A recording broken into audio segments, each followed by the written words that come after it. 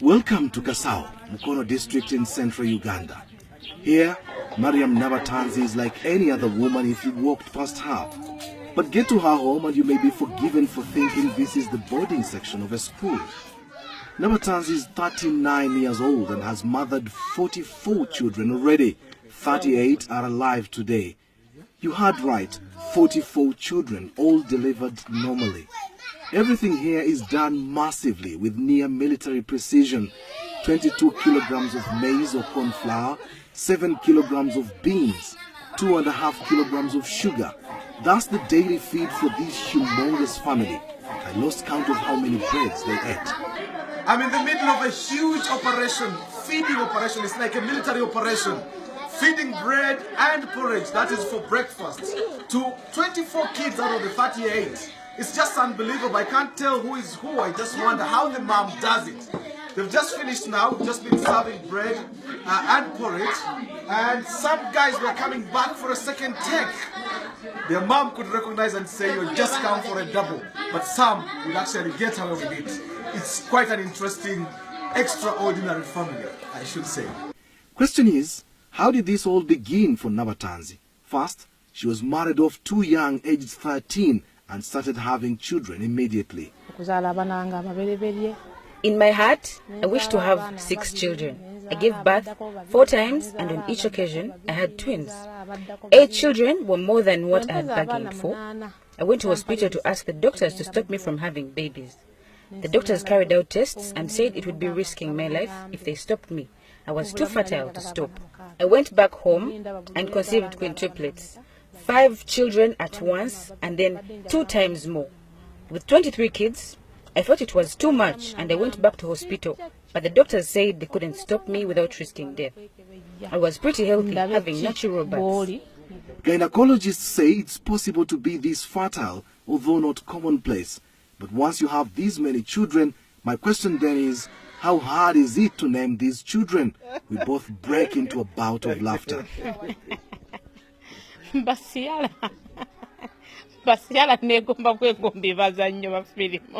use different names. First, when I started having twins, I bought a book of names.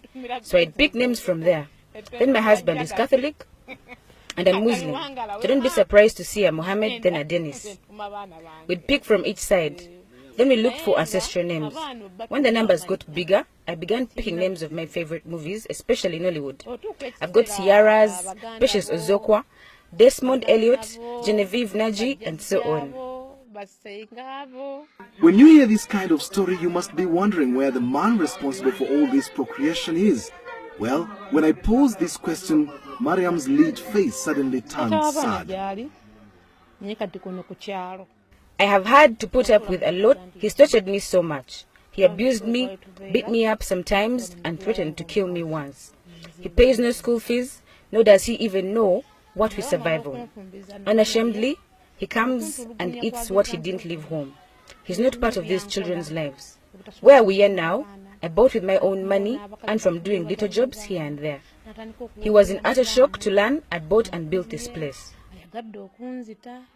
Our biggest challenge is looking after these children with an absentee father, foremost of which is school fees and feeding the children. 14 of her children are in primary school, where she has to pay more than 5 million shillings in school dues per term. This is equivalent to around $1,500. Another 10 children are in secondary school. Some have been forced to drop out of school as the bill spirals out of control. Her dream is to educate all her children so that they may get a better life, not like what she's been through. To fund all this, she learned many skills including cake making, bricklaying, decorations, tailoring, cooking, and herbal medicine. She hates having to beg. There is no end to Mariam Nabatanzi's story. It's powerful, it's captivating. Yet somehow, I have to find a way to say goodbye. So what's her message? My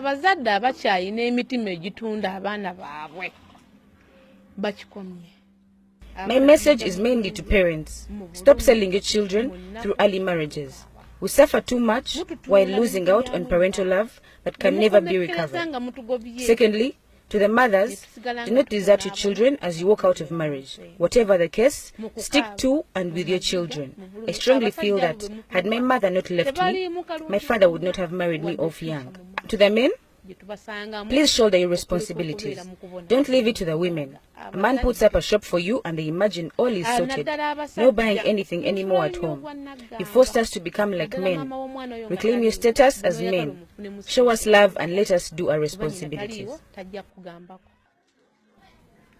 It's hard to hold back my own tears knowing so many examples of what she's referring to. Mariam only sleeps for a maximum of 5 hours a day.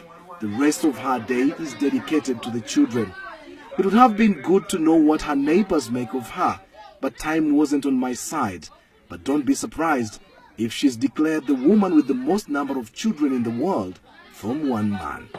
Kasim Kaira, Azam News, Kasao, Uganda.